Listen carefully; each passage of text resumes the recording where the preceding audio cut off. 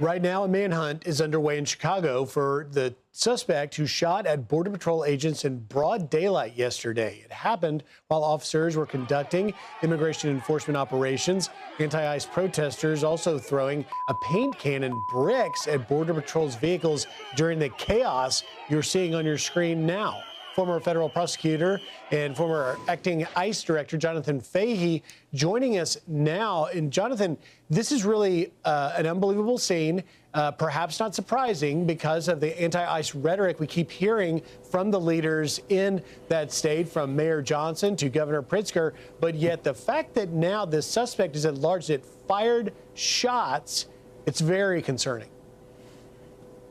Yeah, this is very concerning, and you're right when you're talking about the rhetoric. This is so outrageous because how bad do things have to be before the leaders in the Democratic Party, particularly people like J.B. Pritzker, can step up and be adults and tell people to calm down and let ICE do their job, because ICE is the one that is doing what they're required to do. These politicians are at least encouraging or tacitly encouraging violence because that's in their political interest. It's so shameful. And I am, very worried that we're going to have something horrible happen that could be preventable. But yeah, they need to catch this person, lock them up, throw away the keys, because this cannot happen any longer.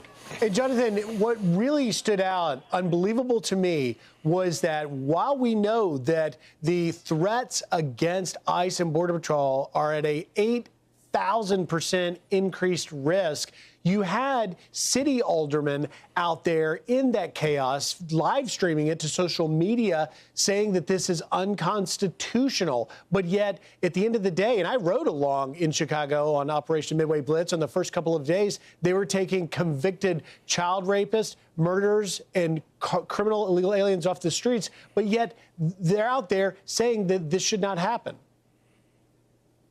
Yeah, you're exactly right. They're always maligning ICE agents for their political benefit. It's really, they're basically political cheap shot artists, because that's what they need to do to advance themselves politically as opposed ICE. But these ICE agents are doing the work that is making all of us safer. You had in Houston earlier this week, an ICE agent was severely injured arresting a sexual offender, sex predator.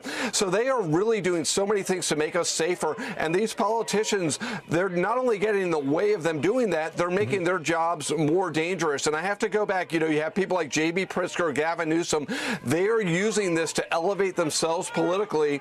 And it's so sad, as Kevin McCarthy was talking about, they need to put people ahead of politics, but they put politics first and forefront, and it's so shameful. And you have people like J.B. Pritzker that he knows if you evaluate his record as governor of Illinois, he's never going to be nominated to anything. No. So he has to resort to these tactics. And Jonathan, the Chicago Police Department says, fortunately, no one was shot, but yet we have the suspect in the vehicle that fired the shot still at large. Lastly, I ask you, would you not expect that Chicago Mayor Brandon Johnson should hold a press conference condemning that shots were fired at the agents and demanding that the suspect be brought to justice?